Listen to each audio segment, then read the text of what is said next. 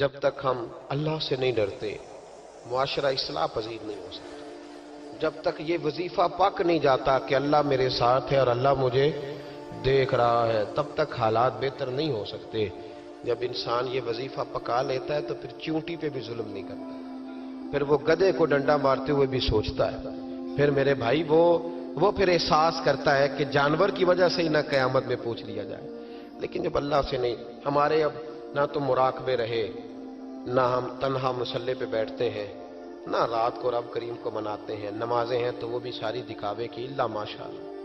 ہمارے سارے معاملات میں دکھاوا اس تیزی سے آیا کہ روح کا وہ اجر اور دل کی وہ کیفیات ختم ہوتی جا رہی ہیں. رات مصلی پہ بیٹھے اپنی اصلاح کے لیے اپنے مالک کے حضور دعا کریں، اور سب سے بڑھ کر یہ کہ یہ ذہن بنائیں کہ میں، یہ باپ مجھے بعد میں ملا، اماں مجھے بعد میں ملی، بچے بیوی بعد میں ملے، پہلے تو میں اپنے رب کے پاس تھا. اس وقت میرا کوئی رشتہ دار نہیں تھا، اور جب میں قبر میں جاؤں گا تو پھر بھی میرا اللہ ہی میرے ساتھ ہوگا. اور اگر اس کے بعد کوئی ہستی میرے لیے ابر رحمت بنے گی تو خدا کے محبوب کی ہستی بنے گی. میرے بھائی، جس آدمی کے ساتھ انسان کو ہمیشہ کام پڑے اسے بندہ ناراض نہیں کرتا. اس کے ساتھ دوبارہ بھی مجھے کام پڑے گا. تو رب رسول کے ساتھ رشتے مضبوط کریں. ہم بڑے کمزور ہوتے جا رہے ہیں، باتوں کے گورکھ دھندے میں زندہ ہیں.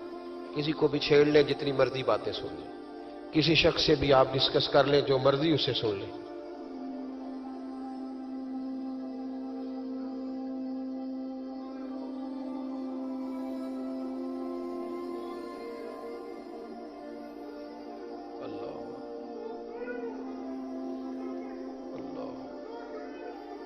اللہ، یہ دیکھیں یہ کتنا جذبہ ہے. میرا خیال ہے میری تقریر کی تو ضرورت ہی نہیں ہے، ان کے آنسوؤں کو ہی ہمیں مسجد میں لے آنا چاہیے. میرا خیال ہے یہ یہاں گفتگی کی تو حاجت ہی نہیں. آئیں گے مسجد میں آپ لوگ؟ ہلکا پھلکا ہی انشاءاللہ کہا ہے آپ نے. چلو، پکے نمازی کئی دفعہ کہتے ہیں ہمیں نہیں انشاءاللہ کہنے چاہیے، سیدھے پہلا بھی ہونے ہیں. اور بھائی کہہ دیا کریں، مہربانی کریں کہہ دیا. آئیں گے انشاءاللہ تعالی. ایک بات سن لو ایک بات. انہوں نے رخ موڑ دیا، ورنہ میں بات کسی اور طرف کر رہا تھا. نبی پاک صلی اللہ علیہ وسلم کی حدیث ہے، مسند امام احمد بن حنبل، فرمایا من ترک صلاۃ متعمدا، جس نے نماز چھوڑی جان بوجھ کے، فقط کفر، حضور فرماتے ہیں اس نے تو رب کے رب ہونے کا انکار کیا. اللہ کے حضرت غوث اعظم رضی اللہ تعالیٰ عنہ نا، ادھر دیکھو میری طرف. اصل مصیبت یہ ہے، ایک صاحب نے مجھے آ کے کہا میرے لیے دعا کریں، میرا نماز میں دل نہیں لگتا. تو میں نے کہا نماز آپ کا مسئلہ ہی نہیں، نماز مسئلہ ہی نہیں آپ کا، مسئلہ اہمیت ہے. مسئلہ میں اپنے کسی سنگی کو فون کروں نا کہ 12 بجے آ، تو اگر تو میری کوئی اہمیت اس کی نظر میں ہوگی تو 12 بجے آ جائے گا کہ نہیں آئے گا؟ صحیح بتائیں. اور اگر میری اہمیت نہیں سمجھے گا تو آئے گا؟ میں نے کہا مسئلہ دل لگنے کا نہیں. دل تو کئی دفعہ بندے کا پیسوں میں بھی نہیں لگتا تو پھر چھوڑ جاتے ہیں لوگ دولت. کئی دفعہ بچوں کے ساتھ بھی دل نہیں لگتا، وہ چاٹ ہو جاتا ہے تو چھوڑ دیتے ہو. مسجد میں دل نہیں لگتا تو میں نماز نہیں پڑھتا. مسئلہ دل کا ہے ہی نہیں، مسئلہ اہمیت کا ہے.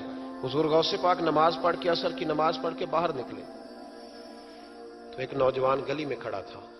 تو حضور غوث پاک فرمانے لگے تو بڑا دلیر ہے بھائی، بڑا دلیر ہے تو، بڑا. کہنے لگا حضور میں تو کمزور ہوں، یہ آپ کیا کہہ رہے ہیں؟ فرمایا بڑا دلیر ہے تو. اس نے کہا کیا ہوا؟ حضور غوث پاک فرمانے لگے مجھے تو کوت والے شہر بلائے، SHO بلائے تو مجھے جانا پڑتا ہے، نہ جاؤں تو ڈر آتا ہے، اور تجھے رب نے بلایا تھا تو گیا ہی نہیں.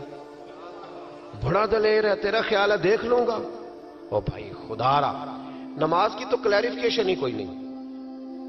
کوئی دیکھے نا، ہمیں وہ وقت یاد رکھنا چاہیے نا کہ حضرت سلمان فارسی فرماتے ہیں کہ حضور کو تکلیف تھی قدموں میں، بظاہر حضور کو سخت بخار تھا، بظاہر بڑی کمزوری تھی، اور پتہ ہے نبی پاک کا مسجد سے پیار کتنا تھا.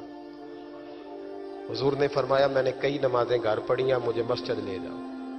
تو فرماتے ہیں کہ ایک طرف حضرت قسم بن عباس نے پکڑا تھا، ایک طرف مولا علی شیر خدا نے، اور حضور نے کندھوں پہ ہاتھ رکھے، اور جب مسجد آ رہے تھے تو میری آنکھیں برس پڑی، اس لیے کہ مقدس قدم صفوں کے ساتھ لگ رہے تھے.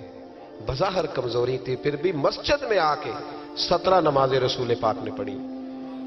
وہ کیسا مسلمان ہے جس کا مسجد سے پیار نہیں؟ حضرت بابا فرید گنج شکر سے ایک شخص نے کہا تھا میرا دل سخت ہو گیا، تو آپ نے اس کے ہاتھ میں جھاڑو دے دیا۔ کیا کیا؟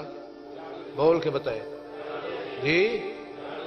اب لوگ سمجھتے ہیں بابا صاحب کے دربار پہ جاؤ، خوب قوالی سنو، واپسی پہ شکر لے آؤ، چھٹی، بابا صاحب راضی۔ جھاڑو دیا بابا صاحب نے، تو کہنے لگا حضور اس کا کیا کروں؟ فرمانے لگے جہاں مسجد نظر آئے نا جھاڑو دینا شروع کر دیا کر، اللہ تیرے دل کو صاف کر دے گا۔ اٹھ فریدا ستے آتے جھاڑو دے مسیت، تو ستا ہے رب جاگدا تیری ڈاڈے نال پرید۔ مسجد کا مزاج بنائے، مسجد سے محبت کرے۔ میں سفر پہ جاتا ہوں نا، جب واپس لوٹتا ہوں نا تو میں سنگیوں سے کہتا ہوں کہ میں نے ذرا مسجد تے دیکھ لیں گے میری مسجد کا کیا حال ہے۔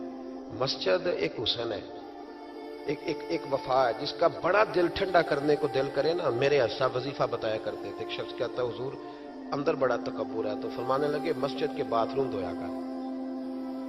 جی نہیں تسی نہیں غور کیتا میری گل تے، کام ہی بابا اوکھا دسیا میں مسجد کے۔ اس نے کہا کیا ملے گا؟ تو آپ فرمانے لگے یہ نہیں سمجھنا کہ یہاں چودھری آتا ہے، یہ نہیں سمجھنا میرا شریک آتا ہے، سمجھنا یہاں اللہ کے مہمان آتے ہیں۔ اور بندے کا گھر سمجھ کے تو ہم یہ کر ہی نہیں نہ سکتے گھر کس کا ہے، تو پھر کوئی دقت تو نہیں نہ ہونی چاہیے۔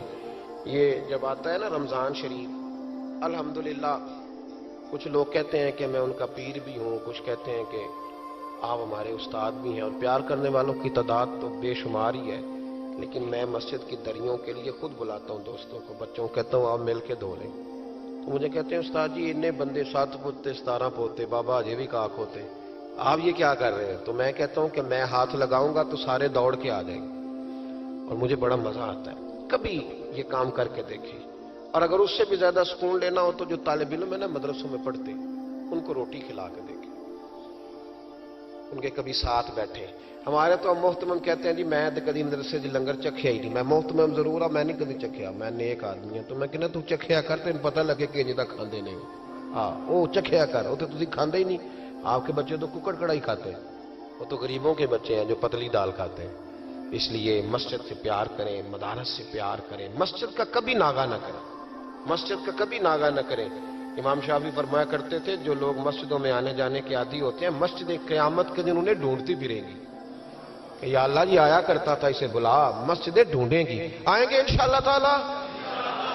نوجوان بالخصوص توجہ کریں مسجد کی طرف، جوانی میں عادت نہ بنے تو بڑھاپے میں بالکل نہیں بنتی۔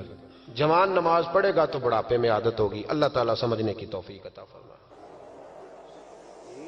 اللہ کو جزا دے۔ اب میں نے اندر بھی جانا ہے، جو تو آپ نے پہلے بھی بتایا تھا، پھر تو میں آیا ہوں تو پتا چلا کتنا فاصلہ ہے۔ آپ تشریف رکھیں، یہ بڑے پیارے ہیں، یہ بڑے پیارے ہیں، محبت کے ساتھ فرما دیا۔ محبت ہوتی ہے نا جو کھینچ لاتی ہے لوگوں کو۔ تو یہ گئے تو جو بچہ ترتیب دیتا ہے تو اس نے کہا نہیں مشکل ہے، چونکہ مشغولیت کافی زیادہ 3 دنوں میں، تو میرے پاس آئے، تو بس طبیعت میں رنگ اس طرح کا تھا، میں کیا وہ انہوں نہ کریں اس بندے نے، جائیں گے انشاءاللہ۔ ان کا فائدہ یہ ہوا کہ کتنے کتنے اچھے لوگوں سے ملاقات ہو گئی، اور یہ بزم مجھے اس لیے بھی یاد رہے گی، اور یہ ہمیشہ یاد رہے گی۔ کسی شخص نے رو کے کہا ہے کہ لوگ نمازی بن جائیں، آپ یقین کریں میں بڑا راضی ہوا اس بات سے، یار کوئی رو کے کہہ دے، وہ کوئی بھی ہو، دل ٹھنڈا ہو گیا۔ حضرت صاحب بن ناجیہ رضی اللہ تعالیٰ عنہ نبی پاک صلی اللہ علیہ وسلم کے ایک صحابی تھے، یہ طبرانی کی روایت ہے۔ تو وہ کہتے ہیں نبی پاک کی بارگاہ میں آ کے کہ یا رسول اللہ جو دور جاہلیت میں کسی نے نیکی کی تھی اس کا بھی اجر ملے گا؟ تو حضور نے فرمایا کیوں، تو نے کیا کیا؟ تو عرض کرنے لگے یا رسول اللہ میرا اونٹ گم ہو گیا تھا، تو میں ڈھونڈتے ڈھونڈتے پہنچ گیا، ایک بوڑھے کے پاس مجھے اونٹ مل گیا۔ ایک روایت میں 1 اونٹ ہے، ایک میں 2 اونٹ ہیں، تو مجھے وہ اونٹ مل گئے۔ تو میں نے اس شخص کے پاس، ابھی میں بیٹھا ہی تھا کہ کسی بچے کے رونے کی آواز آئی، تو وہ بوڑھا کہنے لگا دیکھو اگر بیٹا ہے تو رکھ لیتے ہیں، بیٹی ہے تو زندہ دفن کر دیتے ہیں۔ تو کہتے ہیں میں نے ان سے کہا کہ تم دفن نہ کرو مجھے دے دو۔ فرماتے ہیں انہوں نے پھر مجھ سے قیمت مانگی تو میں نے وہ اونٹ دے دیے، میں 2 3 اونٹ دے کے وہ بچی لے آیا، پھر میں وہ لوگ ڈھونڈنے لگا جو بچیاں دفن کرتے تھے، میں انہیں قیمت دیتا اور بچیاں لے آتا۔ عرض کرنے لگے یا رسول اللہ پھر میں نے حویلی بنائی، اس میں میں نے عورتوں کے ذمے لگایا بچیوں کو پالنا، 360 بچیوں کی میں نے جان بچائی ہے۔ یا رسول اللہ آج کلمہ پڑھنے آیا ہوں، اس کا بھی مجھے اجر ملے گا؟ تو حضور فرمانے لگے پہلا اجر تو تجھے مل گیا نا، اللہ نے کلمے کی توفیق عطا کر دی ہے، پہلا اجر بھی تجھے مل گیا، اور باقی بھی اللہ تجھے خزانے کھول کے اجر عطا فرمائے گا۔ خیر کریں گے تو اللہ اجر ضائع نہیں کرتا، اللہ اجر ضائع، لیکن خیر کی عادت بنائیں، شر سے ہمیشہ بچیں۔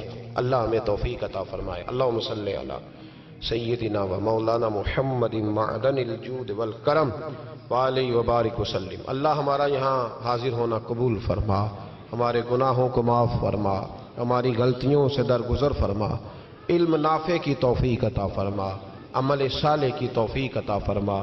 اے مالک کریم، مسجدوں کی رونق کو دوبالا فرما، گناہ کے اڈوں کو برباد فرما۔ مالک کریم، نیکی کرنے اور نیکی پھیلانے کا ذریعہ بننے کی توفیق عطا فرما۔ اے عرش و فرش کے مالک، اپنے محبوب علیہ السلام کے رستوں کا ہمیں مسافر بنا، حضور کی تعلیمات پر عمل کی توفیق عطا فرما۔ اللہ عالم اسلام کے حق میں رحمت والے فیصلے فرما، برما کے مجبوروں کی مدد فرما، کشمیر اور فلسطین کے مظلوموں کی مدد فرما، پاکستان کو نظام مصطفیٰ صلی اللہ علیہ وسلم کا گہوارہ بنا۔ اے اللہ، سجدوں کا ذوق عطا فرما، عبادتوں کا شوق عطا فرما، تلاوتوں کی لذت عطا فرما۔ اے مالک کریم، زندگی تقوی کے نور والی اور موت کلمہ اسلام پہ نصیب فرما۔ اللہم انا نسألک العفو والعافیۃ فی الدین والدنیا والآخرہ۔ رب اغفر وارحم وانت خیر الراحمین، وصلی اللہ تعالی علی حبیبہ سیدنا و مولانا